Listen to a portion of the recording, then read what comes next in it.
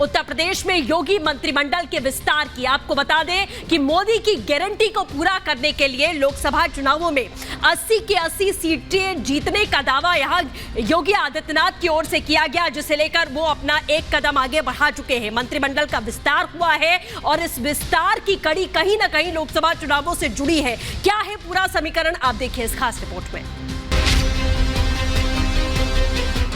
मैं ओम प्रकाश राजभर ईश्वर की शपथ लेता हूँ कि मैं विधि द्वारा स्थापित भारत के संविधान के प्रति सच्ची श्रद्धा और निष्ठा रखूंगा। 80 पर नजर, योगी ने बदला गियर। यूपी में योगी मंत्रिमंडल का विस्तार। शर्मा राजभर, चौहान सबको सम्मान। अब की बार 400 पार। प्रधानमंत्री मोदी ने अब की बार 400 पार की गारंटी का दावा किया है, तो वहीं यूपी के मुख्यमंत्री योगी आदित्यनाथ ने भी मोदी की गारंटी को पूरा करने के लिए सूबे की 80 में से 80 लोकसभा जीतने का टारगेट सेट किया है। देश की 80 लोकसभा सीट का नेतृत्व अकेले उत्तर प्रदेश करता है। 80 के 80 100% में आने चाहिए। इसके लिए हम सबको अभी से तैयारी करनी होगी। योगी सिर्फ कह ही नहीं रहे हैं, बल्कि लोकसभा चुनाव में प्रचंड जीत के लिए पहला कदम भी आगे बढ़ा दिया है। यूपी में प्रधानमंत्री मोदी को महाविजय दिलवाने के लिए सीएम योगी ने अब गियर बदल दिया है। यानी उत्तर प्रदेश में योगी मंत्रिमंडल का मंगलवार को विस्तार कर दिया गया है। यह बहुत छोटा मंत्रिमंडल विस्तार है, लेकिन इसका असर बहुत बड़ा असर है, क्योंकि जिस तरह से भारतीय जनता पार्टी ने उत्तर प्रदेश में 80 लोकसभा चुनाव जीतने का लक्ष्य बनाया है, उसमें यह मंत्रिमंडल बहुत बड़ा काम करेगा। क्योंकि जब आरएलडी नए सहयोगी के रूप में आया है, तो उससे भारतीय जनता पार्टी का पश्चिम मजबूत होगा। ओम प्रकाश राजभर के आने से पूर्वी उत्तर प्रदेश मजबूत होगा, घोसी मजबूत होगा दारा सिंह से। वहीं पर मनोज पांडे को और रितेश पांडे को जो मिलाए हैं, उससे रायबरेली की स्थिति और अंबेडकर नगर की स्थिति मजबूत होती है। यूपी में योगी 2.0 का पहली बार मंत्रिमंडल विस्तार हुआ है। 4 नए चेहरे योगी कैबिनेट में शामिल किए गए हैं। जिन विधायकों ने मंत्री पद की शपथ ली है, उनमें सुभाषपा अध्यक्ष ओम प्रकाश राजभर, बीजेपी नेता दारा सिंह चौहान, राष्ट्रीय लोकदल के जाट नेता अनिल कुमार और साहिबाबाद से बीजेपी विधायक सुनील शर्मा शामिल हैं। इन सभी को कैबिनेट मंत्री बनाया गया है। आज फूलों की होली हमारे कार्यकर्ता नेताओं ने मंत्री बनने के बाद मनाई है। हमारे कार्यकर्ताओं में इसी तरह का जोश है जब से हम लोग एनडीए के साथ मिले हैं, शामिल हुए हैं। अखिलेश जी से पूछिएगा कि पिताजी की विरासत में पिताजी ने संघर्ष किया, उनकी विरासत में सीएम बने, अपने संघर्ष पे तो नहीं बने। पिछड़ों को धोखा दिया, दलितों को धोखा दिया, मुसलमानों को धोखा दिया। यही ना पीडीए उनका है।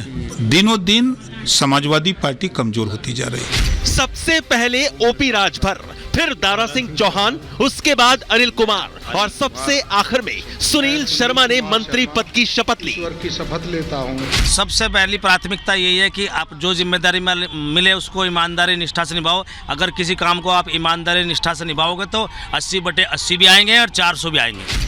आपको बता दें कि योगी कैबिनेट में नए बने 4 मंत्रियों में से 3 दूसरे दलों से एनडीए में आए हैं। राजभर 9 महीने पहले सपा का दामन छोड़कर एनडीए गठबंधन का हिस्सा बने थे। वहीं दारा सिंह चौहान भी सपा से बीजेपी में आए हैं। एनडीए से गठबंधन के बाद आरएलडी विधायक अनिल कुमार को मंत्रिमंडल में जगह दी गई है। इसके अलावा 2022 विधानसभा चुनाव में यूपी में सबसे ज्यादा वोट से जीतने वाले बीजेपी विधायक सुनील शर्मा को भी योगी कैबिनेट में जगह मिली है। मैं पार्टी लीडरशिप का और मुख्यमंत्री जी का धन्यवाद करूंगा। पहली प्राथमिकता क्या रही सामने चुनाव? सरकार की नीतियों को लागू करना। 80 सीट का लक्ष्य सर जो है 80 के 80 जीतेंगे। दरअसल यूपी में इस मंत्रिमंडल विस्तार के जरिए आगामी लोकसभा चुनाव से पहले राज्य के अलग अलग क्षेत्रों और अलग अलग जातियों के बीच अपनी पकड़ मजबूत बनाने के लिए योगी सरकार की यह पहल भर है। क्योंकि ओम प्रकाश राजभर पिछड़ा वर्ग से आते हैं, तो वहीं दारा सिंह चौहान ओबीसी समाज का प्रतिनिधित्व करते हैं। इधर आरएलडी नेता अनिल कुमार जाटलैंड यानी पश्चिमी यूपी में जीत का बड़ा फैक्टर साबित हो सकते हैं और उधर सुनील शर्मा ब्राह्मण वर्ग का बड़ा चेहरा है। यानी मुख्यमंत्री योगी ने 80 में से 80 लोकसभा सीटें जीतने के लिए अपना गियर बदलकर ऐसा मास्टर स्ट्रोक मारा है कि इंडी गठबंधन में भी कंफ्यूज पैदा हो गया है। Bureau report, Republic Bharat. और अब बात करेंगे पेपर माफियाओं पर कसते शिकंजे की। आपको बता दें, तत्कालीन गहलोत सरकार में हुए पेपर लीक मामले में भजनलाल सरकार ने सख्त कार्रवाई की है। 15 ट्रेनी सब इंस्पेक्टर्स की गिरफ्तारी को अंजाम दिया। सिर्फ इतना ही नहीं, इस कार्रवाई के बाद पुलिस का मानना है कि पेपर लीक के सरगना से पूछताछ के बाद कई सुराग सामने आ सकते हैं, कई बड़ी मछलियां इस मामले में पुलिस के हत्थे चढ़ सकती हैं। देखिए रिपोर्ट।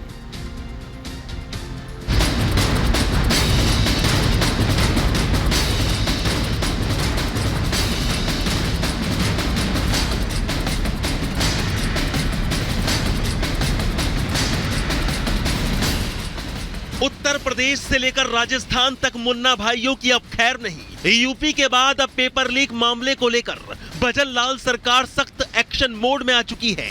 जी हां, राजस्थान में सब इंस्पेक्टर पेपर लीक मामले में कार्रवाई करते हुए पेपर माफिया को उनके बिल से निकालने का काम शुरू कर दिया गया है।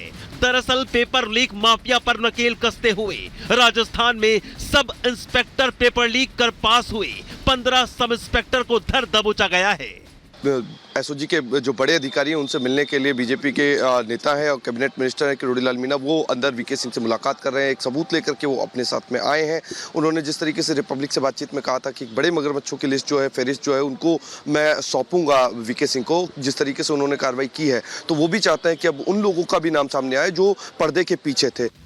राजस्थान में पेपर माफिया पर कार्रवाई करते हुए 15 ट्रेनी सब इंस्पेक्टर गिरफ्तार किए गए हैं। इनमें 6 महिलाएं और 9 पुरुष शामिल हैं। ये सभी आरोपी सब इंस्पेक्टर का पेपर लीक कर पास हुए थे, जो आरपीए यानी राजस्थान पुलिस एकेडमी में ट्रेनिंग ले रहे थे। और अब माना जा रहा है कि इस परीक्षा को रद्द भी किया जा सकता है।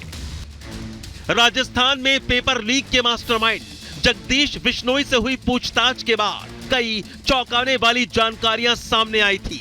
उसी के आधार पर एसओजी यानी स्पेशल ऑपरेशन ग्रुप ने ये कार्रवाई की। जयपुर पुलिस के मुताबिक आरोपी जगदीश बिश्नोई ने एसआई भर्ती 2021 में तमाम कैंडिडेट्स को पेपर उपलब्ध कराए थे।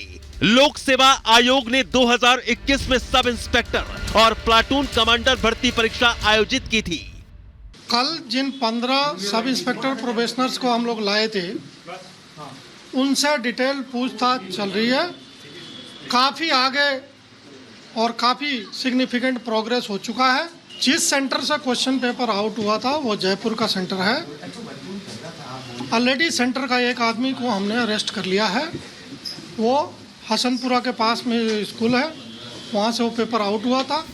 नकल माफिया पर नकेल कसने के बाद राजस्थान के मुख्यमंत्री भजनलाल शर्मा ने सोशल मीडिया प्लेटफॉर्म एक्स पर नकल माफिया के खिलाफ सरकार की मंशा को साफ कर दिया है और लिखा, मोदी जी की गारंटी मतलब गारंटी पूरी होने की गारंटी।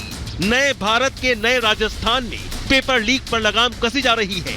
पेपर लीक पर रोकथाम हेतु गठित एसआईटी को मिली बड़ी सफलता।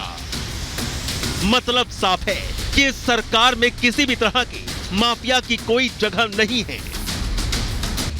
वहीं दूसरी ओर जिस स्कूल से ये पेपर लीक की पूरी साजिश रची गई, जिस शिक्षा के मंदिर में देश के भविष्य की रचना होती है, उसी शिक्षा के मंदिर में छात्रों के भविष्य के साथ खिलवाड़ किया गया। सब इंस्पेक्टर का पेपर कहीं और नहीं बल्कि जयपुर के हसनपुरा के एक सरकारी स्कूल में हुआ था। इसके बाद ही नकल माफिया ने इसे मार्केट में बेच दिया था। रिपब्लिक भारत की टीम उसी शिक्षा के मंदिर में पहुंची जहां से पेपर लीक किया गया था। ये बिल्डिंग आप देख रहे हैं, स्कूल की बिल्डिंग है। इसी स्कूल के अंदर से पेपर जो है स्ट्रांग रूम से निकलता है। एसओजी ने इस मामले में जो परीक्षा सुपरिटेंडेंट है उसको गिरफ्तार किया है। इसके अलावा आरपीए में जो 15 प्रशिक्षु अभ्यर्थी थे जिन्होंने पेपर यहाँ से लिया, उसके बाद में उन्होंने पेपर दिया, किस तरीके से राजस्थान में सर्कुलेट वो पेपर हुआ, एसओजी इन तमाम चीज़ों की जानकारी जुटाने में लग रही है। वहीं दूसरी ओर तत्कालीन गहलोत सरकार में हुए पेपर लीक मामले को लेकर राजस्थान के कैबिनेट मंत्री डॉक्टर किरोड़ीलाल मीणा कई सबूत के साथ एसओजी ऑफिस पहुंचे, इस मामले से जुड़े हुए कई बड़े सबूत सौंपे और साफ कहा कि जिस तरह से गहलोत सरकार में नकल माफिया को संरक्षण दिया गया, उसी का नतीजा है जो सैकड़ों छात्रों के भविष्य के साथ खिलवाड़ हुआ। 300 पब्लिक पक्का 300 बल्कि 400 हो जाए तो ताजुब नहीं, इसलिए कि डमी कैंडिडेट बैठाए गए। यहाँ तक हुआ कि फीमेल की जगह मेल बैठ गया और आरपीएससी ने इस बात का ध्यान नहीं दिया, परीक्षा केंद्रों पर ध्यान नहीं दिया। अब अगर उनका मिलान आप करोगे वीडियोग्राफी से और मिलान वहाँ के रिकॉर्ड करके निकालोगे तो जो आरपीओ में ट्रेनिंग कर रहे हैं ना, उनका फोटो मिलेगा ही नहीं। वहीं राजस्थान पुलिस का मानना है कि पेपर लीक के सरगना से पूछताछ के बाद कई और सुराग सामने आ सकते हैं। अभी तक इस मामले में छोटी मछलियां शिकंजे में आई हैं, लेकिन माना जा रहा है कि सरकार की सख्त कार्रवाई के बाद इस मामले में कई बड़े नामों का खुलासा हो सकता है। Bureau report, Republic Bharat.